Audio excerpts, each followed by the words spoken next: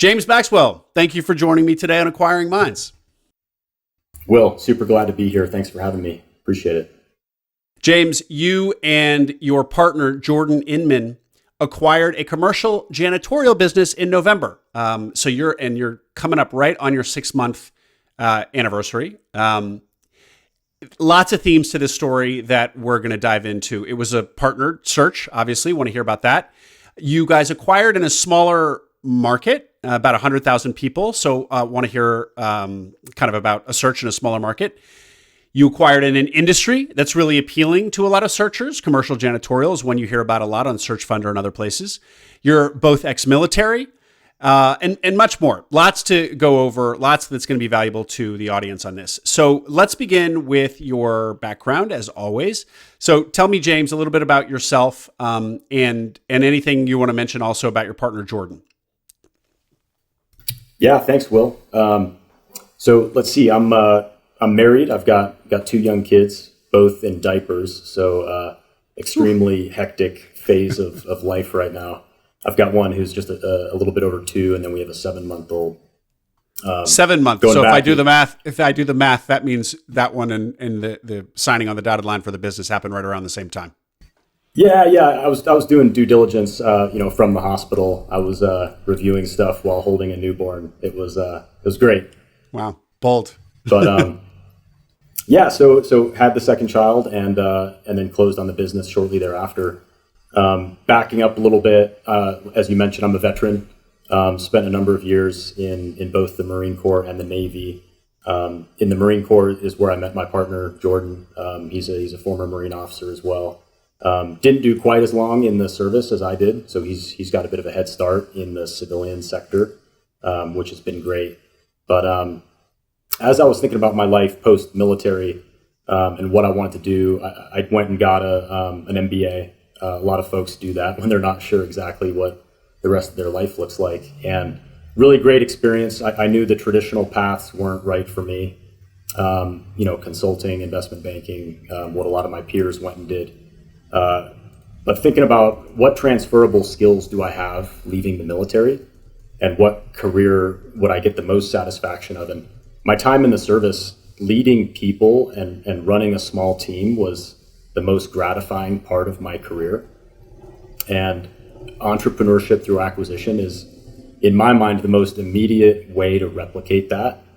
And, go from leading small teams in the military to leading a small team in the civilian world was just the perfect fit.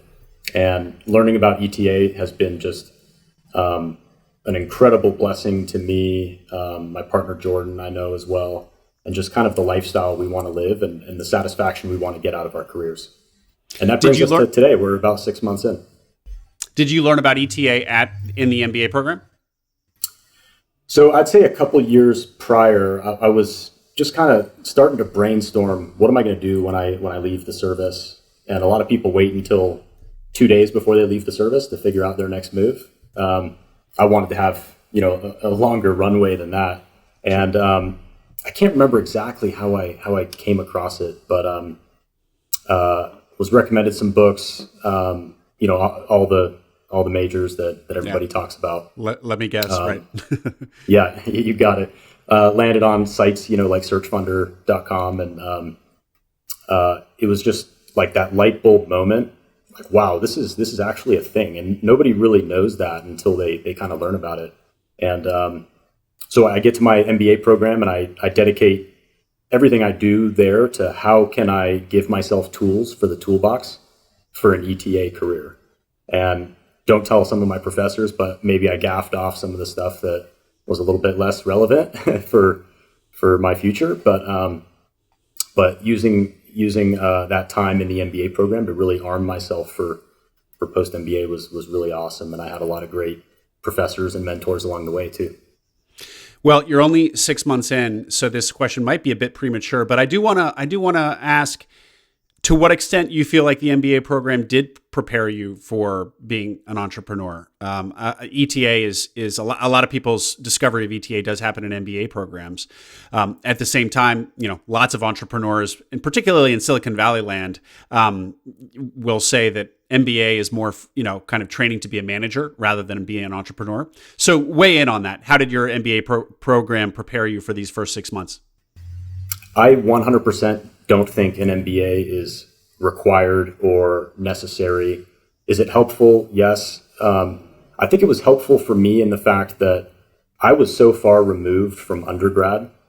I graduated undergrad, 15 years ago. Yeah. So my last finance class or economics class was a very long time ago. And with a couple kids thrown in the mix, that might as well be 100 years ago.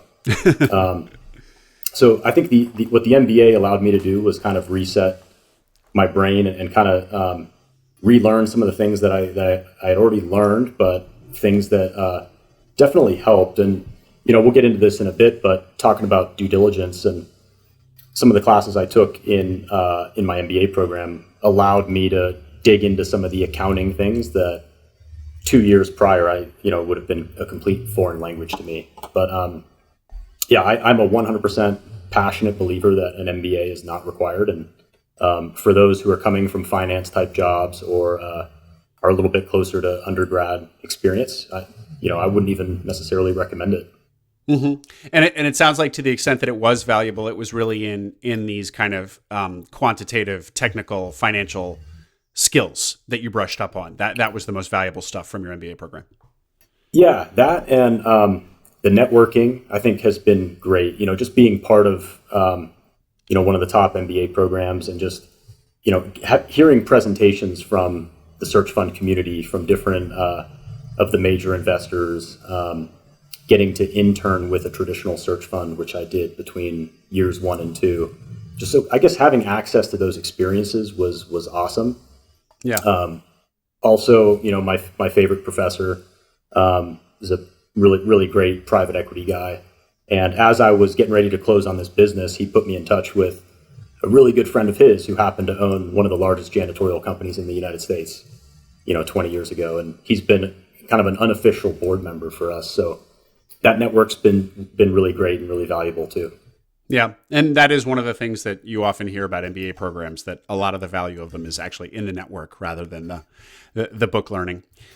100%. Cool. If you interned with a traditional search fund and you were going through the MBA route, so you would have been a candidate to do a traditional search fund rather than a self-funded search. You guys did a self-funded search, however. So, tell me about that decision. So the internship was awesome. I interned with two great. It was a partnered search fund from my business school. So met them through that network, and just the exposure, watching how they interacted with their investors, the targets they were looking to acquire, and just being a part of that was phenomenal. I think I knew from the start that self-funded was for me, mostly because I was very geographically focused. Mm-hmm. And all the investors I spoke to in the traditional search fund world, and you know this, they want you to be a little bit more open to opportunities mm-hmm. outside of a town of 100,000, which is where I knew I wanted to raise my family. So I was very specific. So I think that alone probably would have killed any traditional search fund aspirations. And then secondly, and there are some investors that are into the more long-term, I guess more permanent equity kind of structures. Yeah. But I didn't want any kind of exit pressure. For me, this was a opportunity to build a career in a place where I want to raise my kids. And I didn't want, 5, 7, 10 years from now, to feel the pressure of doing some kind of exit. If I really like the business, if I enjoy it, if I'm able to grow it, organically, inorganically, and it's just great, why not keep this thing forever and pass it down to my kids one day? So I wanted that flexibility and and the freedom. But the traditional search fund route is great. I know you just hosted the debate there between Yep. the self-funded and the traditional, and they're both completely excellent opportunities. It's just you pick an orange or you pick an apple, and there's there's pros and cons to both. And the self-funded was just made the most sense for me at the stage of life I was in. Yeah. Okay, let's get into the search itself. So we're not going to say to people exactly where you are, but it's a smallish city of about 100,000 folks in the northwest of the U.S. And you wanted, as you just said, you wanted to live there. So that would limit the opportunities presumably. So talk to us about what your search looked like in a relatively isolated or smaller market. So the great thing about our search, and when Jordan and I decided to partner up and make this thing a reality, the great thing is we were under no time pressure whatsoever to make an acquisition. Some traditional search funds, you've got 2 years of runway to find something and close on it. Jordan and I, both had income sources. We both have wives that work, so we didn't feel that pressure, which was just great. It allows you to, I think, come at the situation very, very soberly, I guess, and really take our time to find the right opportunity. Regarding our specific search, it was the result of networking. So we knew we wanted to buy something in the town we were in, and it's just a matter of talking to people and getting to know people. And sure enough, opportunities kind of start to percolate to the surface. So this one came from a business broker, but it was a gentleman whom we had kind of developed a relationship with. And it had gotten to the point where he's like, hey guys, I've got this great opportunity that, I haven't listed yet, but I want you guys to take a look at it. And we took a look at it, and it was really intriguing. And, that was it. We had looked at a number of other deals before. Sorry, I don't want to use the word deals. I read something recently. I think it was a big private equity firm. They banned the use of the word deal. Had you heard about that, Will? No. Tell me why. Because it sounds so transactional? Yes. I can't remember the name of the private equity firm, but it basically said nobody at this company will use the word deal ever again. And if you do, there's like a fine. Crazy. And but I get it. When I read people and or read what they write, and they're talking about deals. It is really transactional, and this is human lives we're talking about in small business. This is people's income. This is how they put food on the table, and this is a living, breathing thing. And calling it a deal, for some reason, maybe it was just reading that article, but it now doesn't sound right to me. So anyway, I looked at a number of other opportunities before we had landed on this one, but once we saw it, we knew it was worth pursuing. We put in an LOI, I think, a day or two later after we had met the seller, and then we were under contract shortly thereafter. James, when you said you were networking in town, does that mean that you were, obviously that means you were reaching out to the big business brokers in town, getting on their radar, getting on their lists. Was there anything else that you were doing? And as a follow-up, how did you cultivate the relationship with this particular broker who sent you this business opportunity? Yeah. So Jordan had been in this town much longer than me. I told you he had gotten out of the military a number of years prior. And he's ultra well connected here, has a great network of friends and mentors. And that alone, super, super valuable. So getting plugged in with Jordan right away kind of helped me kind of access that as well, because my wife and I and my kids were fairly new here. But the power of just reaching out to somebody and saying, hey, do you have a few minutes? I'd love to pick your brain. I'm a transitioning veteran, MBA student, whatever. That goes a long way. And I think they're very willing to help. It's just having a little bit of courage to go out and put yourself out there and ask. But I was surprised because I hadn't done that in years. My career had been so established, but now I need to go and kind of create opportunities in a way, and just kind of reaching out, putting yourself out there, and starting those conversations. And you never know where one conversation will lead you. And I think that's what we found. Well, welcome to the life of an entrepreneur. That's also a big part Amen, of what's different about being an entrepreneur versus working for somebody. That's right. So James, you're doing this networking. You're talking to brokers. You're reaching out, kind of what you just described. What did deal flow? And forgive the term. It's going to take me a few times to break the habit of using that word. What did your deal flow? What does deal flow look like in a city of 100,000 people when you're really out there, beating the bushes, trying to find opportunities?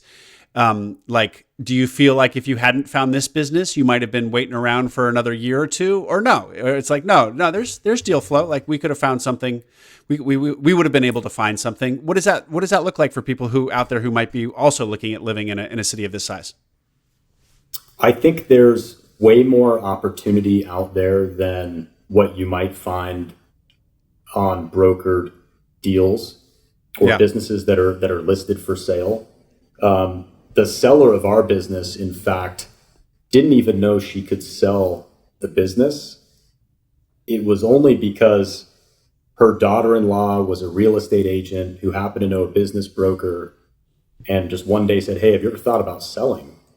And our seller, who's a fantastic woman, was like, "What do you mean I can't sell this?" And sure enough, that's how that conversation started. So I think my point is, there are so many businesses, even in a town of 100,000, and nearly all of them are for sale for the right price. And I think it's just a matter of finding the ones who maybe don't even know that selling is an option. But damn, coming out of COVID, people were worn out, people were exhausted. At the traditional search fund, we did a little bit of direct outreach, proprietary, and our return on time was very, very bad doing that. But we're reaching out to massive companies, that get a lot of contact daily from private equity firms and other kind of potential suitors.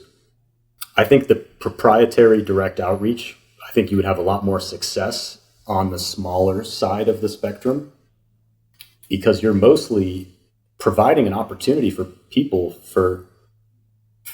who founded a business as a way to exit that they might not even know is a possibility.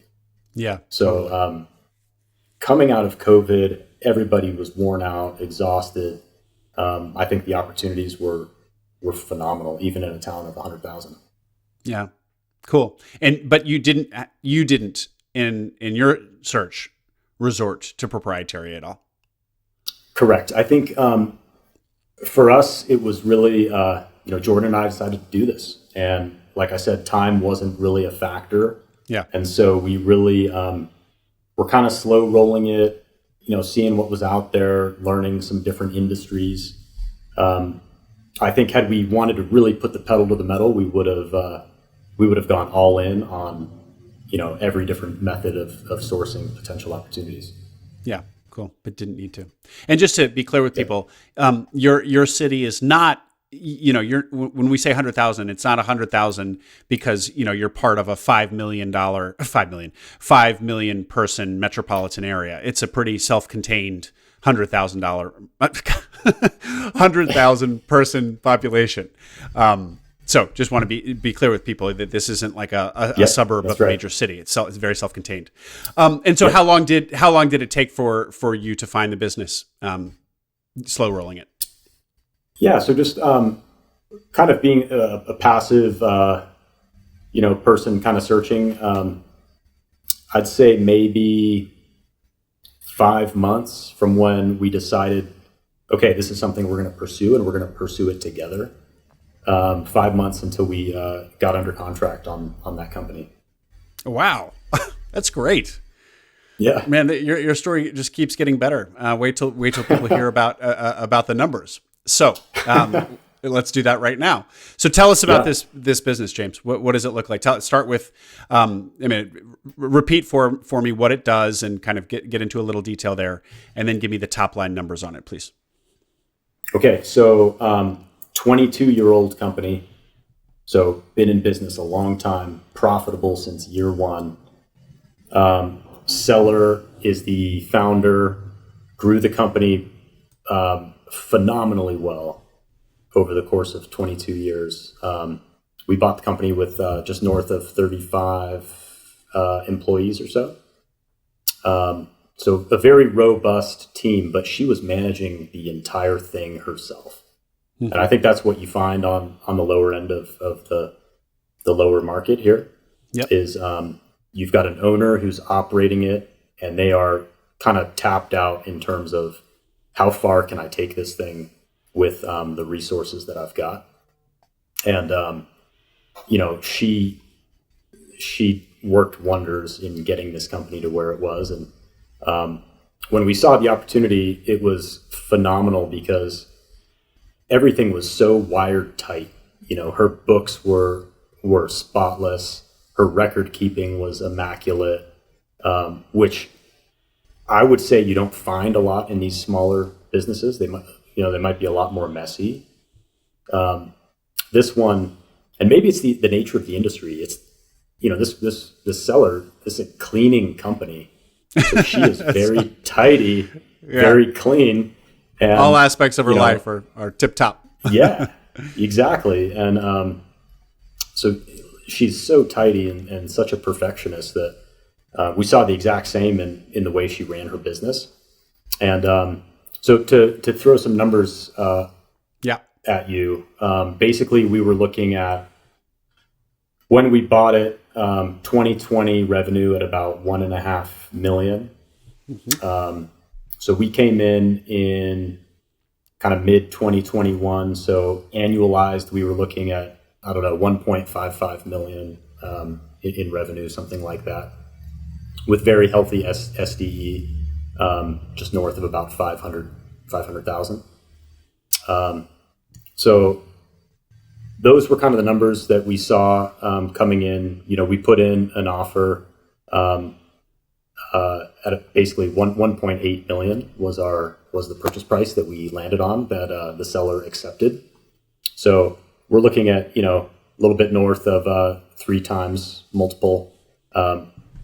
Calculating SDE, by the way, is not as easy as it sounds. It's always kind of a moving target, and it kind of depends what you decide to add back, what the bank decides to add back. As the year kind of flows on, things change a little bit. So I can't say specifically, okay, SDE was 526,000, but I'm comfortable in saying it was, between 500 and 600-ish. Yeah. So that's about where we were. I think the multiple that we offered was very, very fair. We were buying a company that had a phenomenal reputation, great contracts in place, the top dogs in town here. So that's worth a premium to us, Yeah. Had the company, been taking payments from Venmo, and, you've got some cash under the table to employees. We didn't have any of that we had to sift through. And in the lower market, there's value in that for sure. So we definitely, we paid a good multiple that the seller was happy with, that we were happy with. And it worked out. Well, I mean, you changed this woman's life. She thought she was going to, end her career and kind of close the door and walk away. And instead she's got $1.8 million. So it's awesome. And you guys got a really, really solid business with 22 years of history and tight contracts. Now, talk to me a little bit about so it's commercial cleaning. Is there any kind of specialty work or higher skilled work that the business offers? And I ask because the margins, let's call it just $500,000 on, 1.5 million in revenue for easy math. If, roughly that doesn't include her salary, but I mean, those seem like really strong margins. And one of the things that you often hear about janitorial commercial cleaning is it looks desirable in many ways, recurring revenue, business to business, et cetera, except because it's rather low skilled, the margins can just be razor thin. Doesn't seem like the case here. So help me work through that. Yeah, the margins are definitely very healthy, and we're paying our team members very well, and we're also charging very much in line with kind of the industry standard, at least in this region. So from a gross margin perspective, we're right on track with other commercial cleaning companies, I would say. Okay. So we don't have any advantage there. I think where we have a huge advantage is the seller was pretty much running the business herself. So she was the office manager, she was sales, she was basically every function in the business, which, by the way, we have now hired out a number of team members, which is cutting into our margin quite a bit. Yeah, I want to hear about that. We'll get to that. Yeah. So I think she ran the business in such a lean way that it was very profitable. And we knew in due diligence the initiatives we wanted to put in place were going to cut into those margins. So it was very important to us to know, okay, can we finance this thing? Can we pay the people we want to pay to have different functions within this business, and also leave meat on the bone for Jordan and I. And we felt very comfortable looking at the history of this business and the direction that we wanted to go, that this thing was definitely very viable.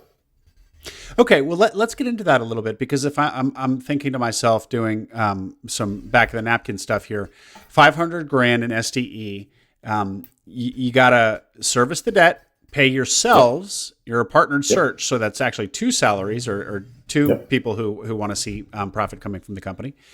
And then you basically immediately decide to put in a GM because she's been working 18 hours a day for 22 years or whatever, and that's not what you signed up for.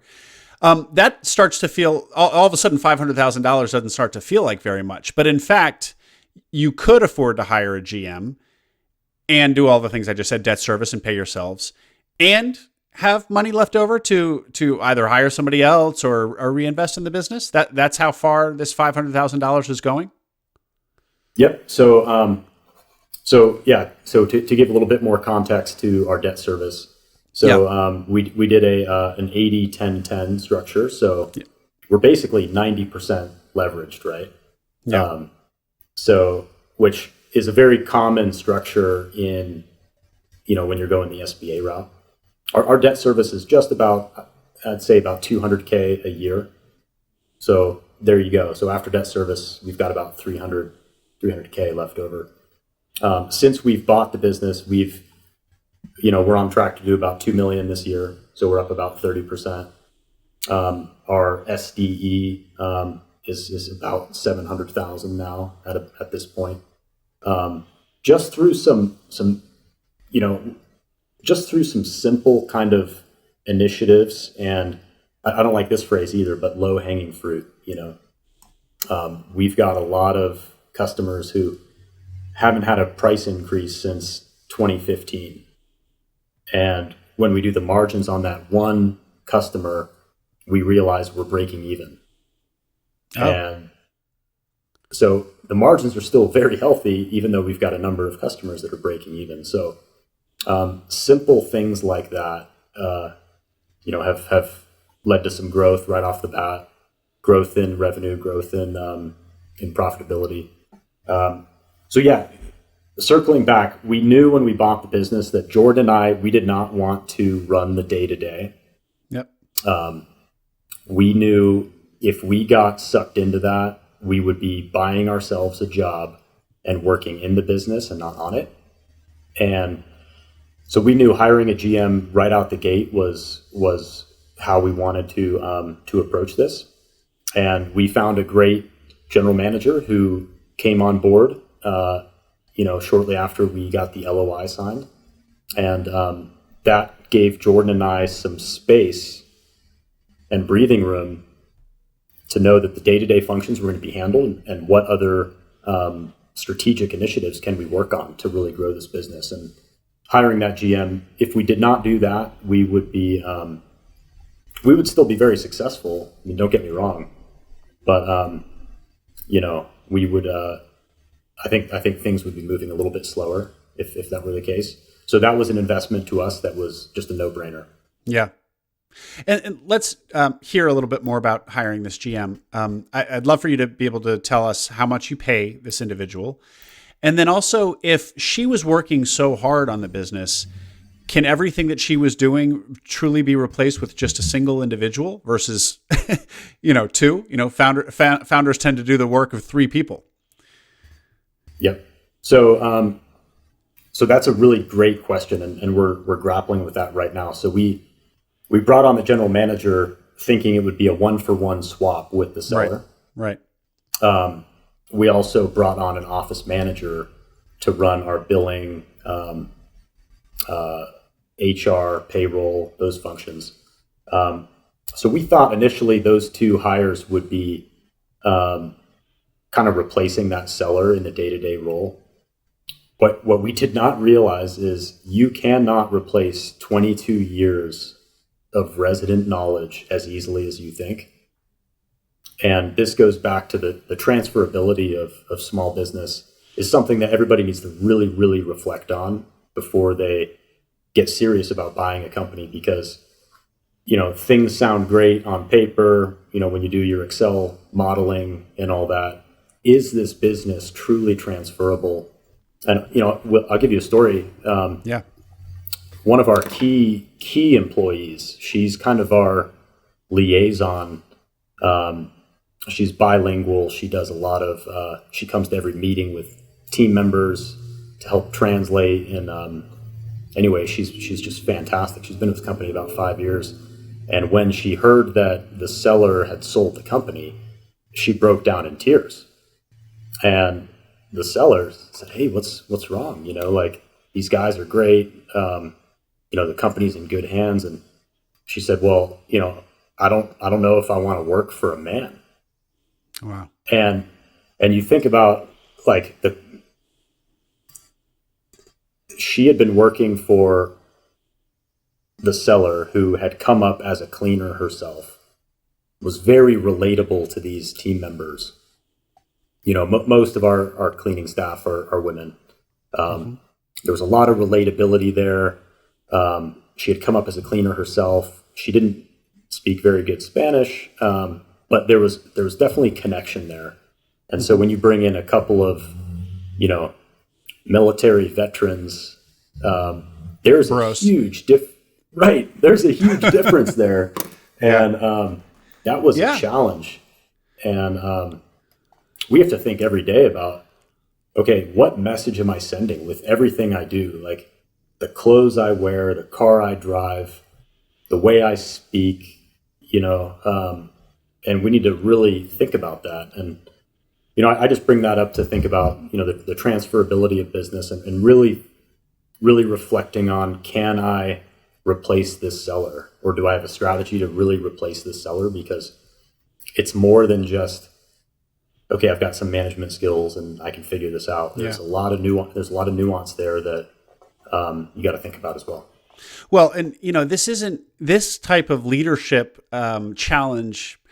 I'm not sure the military prepares you for this one. I mean, this is a little bit different, right? Or do you feel like military leadership that you learn is generalizable to kind of all leadership? Is there anything that you're applying from your military years into this particular leadership issue that you find yourself in? Yeah, I think so. My biggest weakness, and I know this just from self-reflection and hearing it from others, I can be very direct, very blunt, don't really beat around the bush.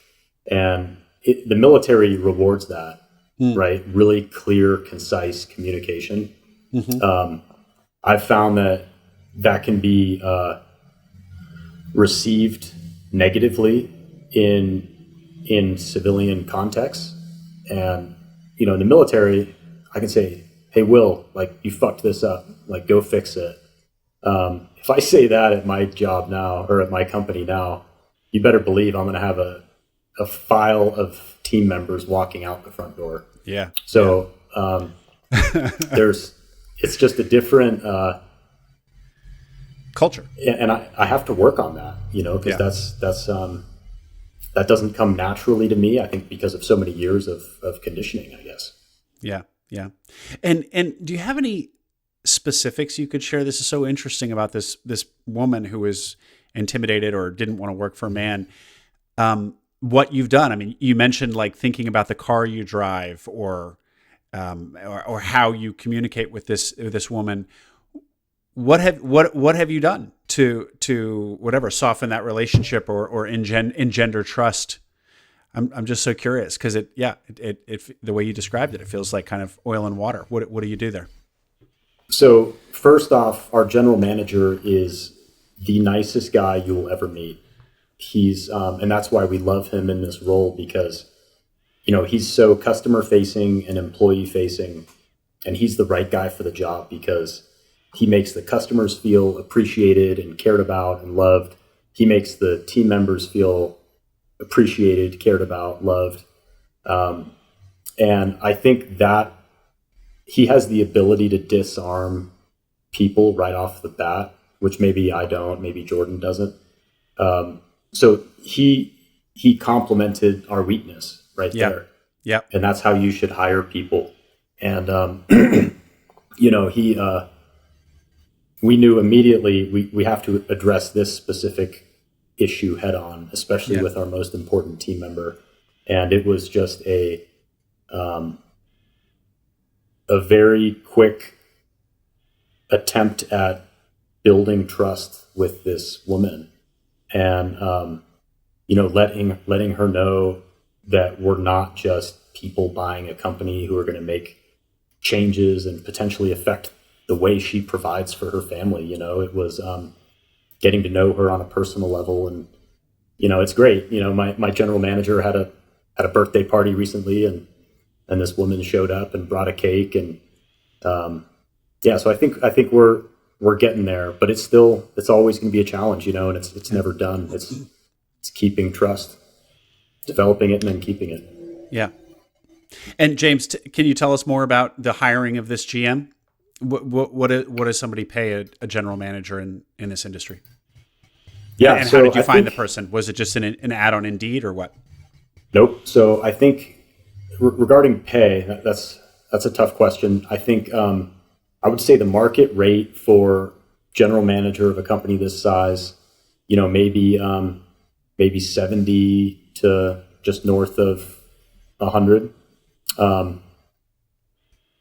I'm a big believer that, overpay for talent and putting the right person in the right seat. And so, we're paying this gentleman, $100,000 a year to run the company with the potential for some equity that vests after a certain number of years running the company. And the idea is that we need to incentivize the general manager to A, want to join us, and then B, do a great job and stick around. And we wanted to pay enough where, it wasn't going to be maybe this is a good opportunity, maybe it's not. We wanted to pay enough where, this guy was like, hell yeah, I'm on board. You're paying me enough that money's no longer an issue. And there's incentive for growth and being a part of this thing for the long run. So to us, that was worth it. And where do you find somebody like this? Oh yeah, sorry. So actually through our network, very long story, I guess, but we got here and childcare for our daughter at the time, and met this great gal named Sarah who ended up helping out watching our child when we first got here, and it turns out this was Sarah's husband, who had a great career with a big national company. I think the problem was for him to continue to grow in the company he was in, they would have to leave the town that we're in. So he was kind of capped out in terms of, career mobility without having to move to a bigger metro area. Yeah. Which for the same reasons as why I wanted to raise my kids here, he wanted to raise his kids here. Yeah. So for him to take the next step in his career, I think it was just the perfect fit, perfect timing, and yeah, he was willing to come on board. And I think the trust that we had known each other, we had developed a relationship. His wife is basically an aunt to my daughter. There was kind of that instant, or not instant, I guess, built level of trust. James, so you with this general manager, well, one of the things that you led by saying is that the military experience really applies well to running a small business, right? And it's really something that you felt like all the skills that you had learned in the military, that would be the kind of the perfect outlet, buying and running a small business. In fact, you put in a GM, so you're actually one step removed from direct leadership. You're leading him, so I don't mean to say that you're not leading, but it's not you're not kind of like frontline leadership. You're kind of behind the guy leading things. Yeah. And if you disagree with that characterization, stop me.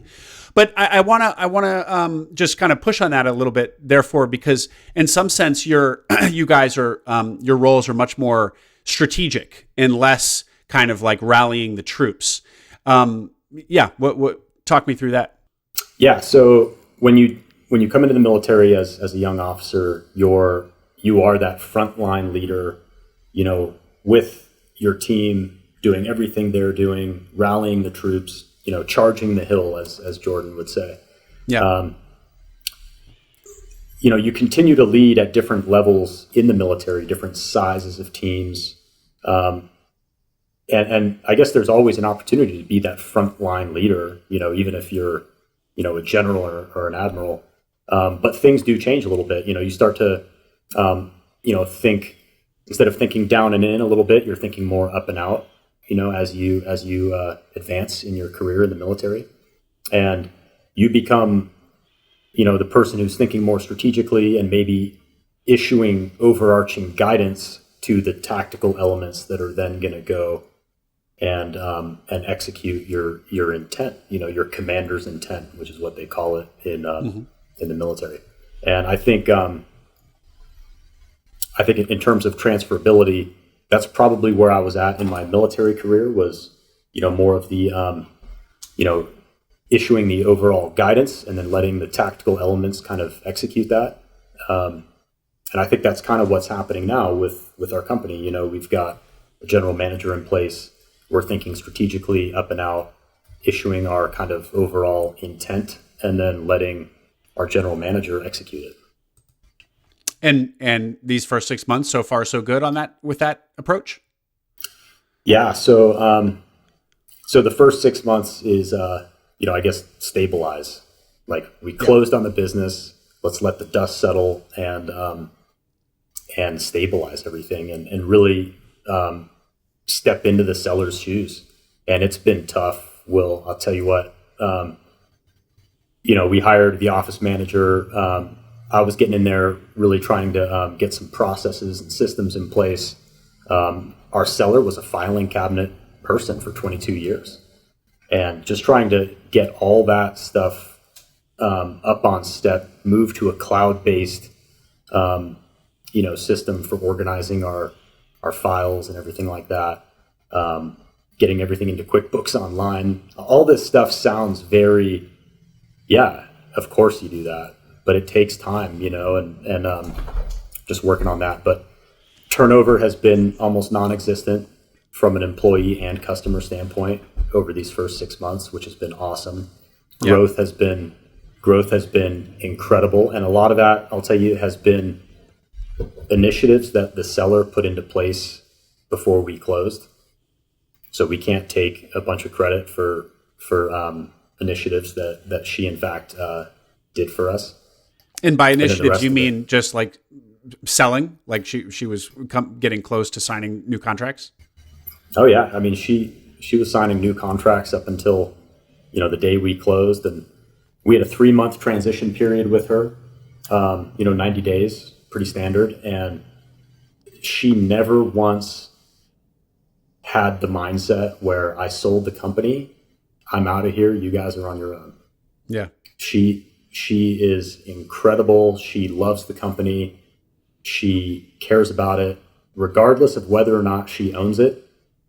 This is her baby, and it will be forever. And we're 6 months into it, and I called her on Monday just to pick her brain about something, and she answers on the first ring and loves talking to us. And maybe we got really lucky. I think I've heard horror stories of sellers riding off into the sunset after a week. Yeah. But we got really lucky. And that's another thing is during due diligence, really assess the kind of seller you have. Make sure it's a person with integrity. Make sure it's a person who is going to guide you the right way during transition, and somebody who 6 months later will still answer your phone call and answer a question within reason, of course. Yeah. Well, she sounds like a remarkable woman. I don't want to take anything from her, but I'll just repeat myself. Like you also, from her perspective, it's like, I mean, you made her a millionaire, and she wasn't expecting. She wasn't expecting to walk away with anything necessarily. I mean, if she's been getting $500,000 in SDE for many years, she probably had a nice nest egg saved up. Yeah. But just, she's also incentivized to make this really work, because it's either $1.8 million or zero from her perspective. And I really think that your story is so emblematic of the opportunity here, where, to indulge the cliche, win-win. I mean, you guys got a great business at a great price, and she got this wonderful, solid, windfall that she wasn't even expecting as she moves into retirement. It's just such a happy deal. And I think that's just that really happens a lot in this acquisition entrepreneurship world with these small business owners who just don't think their businesses are worth anything. In fact, they're worth a lot to people like you and me. It's great. But so just on the sales thing and what these initiatives that she teed up for you, you said it was 1.55 million in revenue when you acquired the business, and now you said what, 1.9-ish, 2? Yeah, I think 2022 we're looking at about 2 million, as long as we don't mess anything up. But our January to now run rate is pointing that direction. So 30% growth. Yeah. In the first year. And you you said some of that did come from also just raising some prices, so improving margins on existing businesses, on existing contracts a little bit. Yeah. So just the prices that we've raised on a number of accounts, that contributed about $60,000 a year just in revenue increase, just on some simple increases. Now, I don't want people to get the wrong impression and think that that's all going to flow to the bottom line, because there are serious wage pressures happening right now. The labor market is brutal, and wages are going up faster than we can keep up. So don't think that we're greedily raising prices just to go right into our pockets. We are paying that back towards our keeping our team members, because this is a high turnover industry. Janitorial specifically. I can't remember the statistic, but I think it's like 200% annually turnover, which is a lot. Our company doesn't have that. Our company doesn't have that problem, fortunately. I think we've hired 15 people in the last 6 months, and we've lost maybe 4 or 5. So our turnover's been really low. But we pay our team members very well, and that cost comes from somewhere. James, I still have a bunch more questions for you, and I'm paying attention to the clock. So I'm going to kind of jump around here and move quick. Just tell us a little bit more what you found about commercial cleaning in the first 6 months. Just because this is, this does have, at least from the outside, really attractive characteristics of B2B recurring revenue. And so searchers look at it a lot, but it also has a reputation for razor thin margins. As I said, what are some of the pros and cons now that you're inside this industry that you see? Labor turnover, you just mentioned. What else? So I'm going to start with cons, just because.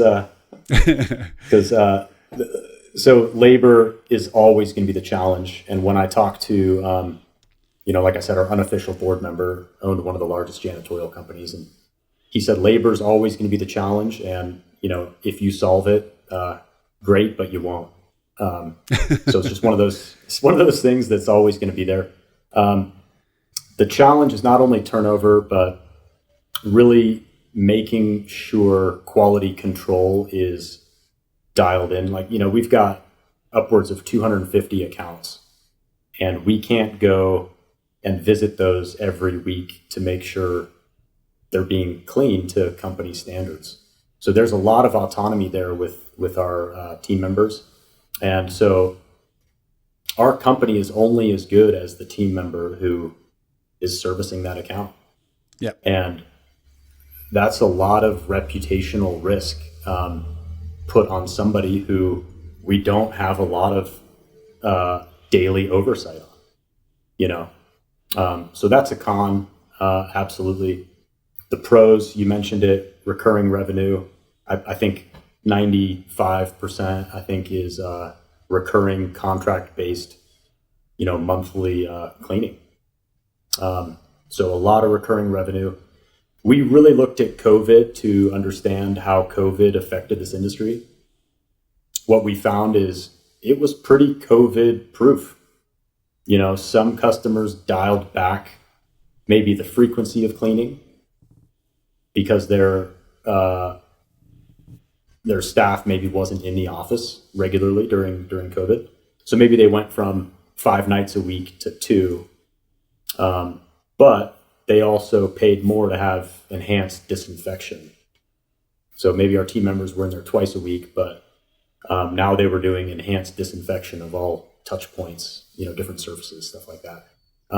So really, this company, the one we bought, grew during 2020. Remarkable. A lot of industries didn't, and I thought that was really neat. A little bit of fear. Okay, are people going back to the office? There was a lot of conversation about that. Sure. Is office life dead? And I read enough articles to also get me thinking about, okay, is office cleaning gonna change? And what we found here is people are back in the office.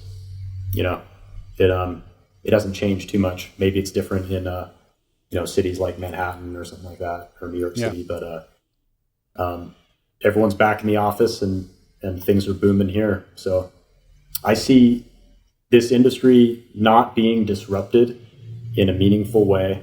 I see it being very resilient.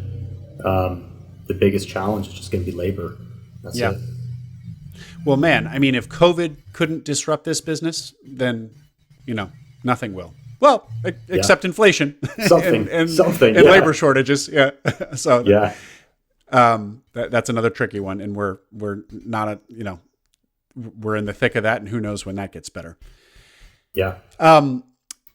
James, on growth. So again, to the theme of being in a smaller market, and I think you'd mentioned that some of the biggest names in town were on her client roster of this business that you acquired. So do you see a lot of growth potential here, other than kind of tweaking turning the dials, like you said, on maybe slight price increases for customers that haven't experienced those for a number of years, but just in terms of like number of customers and new business, how do you think about that in a smaller market? Yeah, I want to talk about Jordan in a little bit too, and kind of the different roles that we kind of find ourselves in this company. But regarding growth, Jordan and I have always looked at this as like a platform acquisition. We're really cutting our teeth. We're getting our MBA in small business ownership right now, and we're learning a ton. And it's such an awesome experience. Regarding growth, janitorial, it's tough to scale in a meaningful way because of that quality control issue, like I was telling you about. Obviously, there's solutions for all this stuff. But what we've decided as a company, the strategic direction that we want to go, we follow Traction, by the way, EOS, like many of your listeners and other guests. But we've decided we want to be the one-stop shop for property management firms, which make up the majority of our customers. You know, when we're cleaning office buildings, it's actually the property managers that hire us, not necessarily the business owners themselves. And we want to be the vendor that property managers call when they need anything done. So when they need janitorial work, they call us. When they need their commercial windows cleaned, they call us. When they need their floors stripped and waxed, they call us. So we want to position ourselves as the one-stop shop. We've already been doing all those functions as a very small portion of our revenue for current customers. So we see a path to organic growth just in those kind of adjacent services that we can provide to these property management companies. And so that's kind of our strategic vision for this company, is just to be that one-stop shop. And we're already kind of well on our way there. James, you said you wanted to mention Jordan, and I also wanted to hear about your decision to partner up and be partners in this. So tell me what you can about that. Okay, so neither Jordan nor I financially needed a partner to make this opportunity happen. We both could have independently done this, and we both independently would have been successful. I'm a huge proponent of partnerships.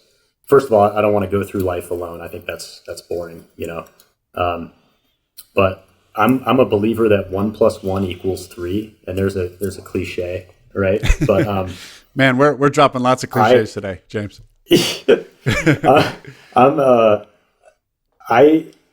I can be stubborn. I can be set in my ways. Confirmation bias is a real thing. Yeah. I can start to see what I want to see. I can start to believe my own bullshit, as they say. And for me, having a partner is having a sounding board who can talk me off a ledge, who can give me a perspective that maybe I wasn't thinking about. And same, you know, it goes the other way too. I mean, Jordan, he's a brilliant mind. He is probably one of the most analytical guys I know. He's able to assess things in a way that when he mentions a thought, just like, wow, I can't believe I didn't think of that. And I think the ability for us to bounce things off each other is going to make this company exponentially get to where we want it to go, exponentially faster. Yeah. And, you know, we don't always agree on stuff. And thank God for that, because if we did, why the hell would we partner up? We would just be partnered with the same person. But I think what Jordan is very good at, and where I try to be just as good as him, is when we talk through something, we debate it, we go over the pros and cons. When we finally make a decision, we both support each other 100% going forward on that decision, right?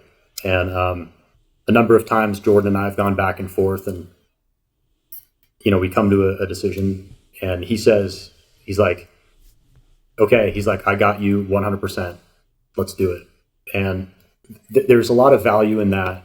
Not a lot of people are wired that way, and Jordan is, but he knows that he and I, ultimately, when we're facing the world, we have a united front.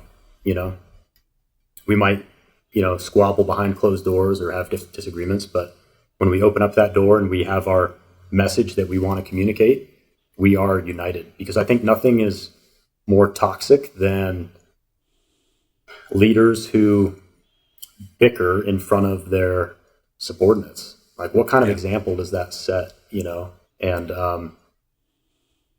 not that we don't necessarily, have some devil's advocate kind of conversations and stuff like that in our meetings, but yeah, he's very good at discussing the pros and cons of things, and then when we make a decision, we move out on them together. And he's awesome. I wouldn't have it any other way.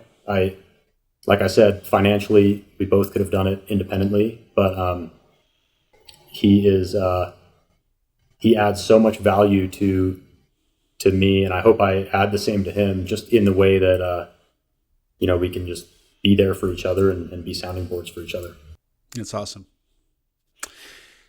James, hopping around here, during the pre-call, you mentioned that your lender actually provided some sort of coaching, kind of mentorship might be a little bit strong, but some coaching of the process. And in fact, in this space, lenders, I've heard before that lenders kind of they serve that purpose a little bit, because many acquisition entrepreneurs are doing this for the first time, and they recognize that, and they see so many deals, they know the pitfalls. Can you elaborate on that a little bit? Tell the audience what your experience was. Yep. So just being around the search funder community, and a frequent consumer of podcasts like yours and others. Lisa Forrest is a well-known name in this space, and so reached out to her directly, and actually kind of got to know her when I was interning at the traditional search fund. She came and spoke to the interns at the search fund, and got to know her then, and then when we pursued this deal, reached out to her. There's a reason she's popular in this space. It's not because she's a banker who can get the money. She is a mentor, Will. I was able to call her, bounce some ideas off of her, and I know that she is offering guidance and not just trying to close the deal, and she was awesome. I spent hours and hours on the phone with her as we were getting this thing to the finish line, and she was helping me look at due diligence in a way that maybe some blind spots that I had, maybe in ways that would have killed the deal, not from a bank funding standpoint, but from my own personal sense of comfort. And so she was willing to potentially lose the deal just to make sure that we were taken care of. And, I don't have any other experience with other lenders in small business acquisition, but I will say that Lisa was awesome, and I'll 100% use her every time going forward. And James, you did your own financial due diligence, all of your own due diligence, because your seller had such clean books. Talk to me about the due diligence process. Yeah, so I initially thought, okay, I'm gonna outsource some of this to a third party. But what I wanted to do was I wanted to get in there and take a crack at it myself before I brought in a third party. And I wanted to do that for a couple of reasons. First, I wanted to really get intimate with this business myself. Yeah.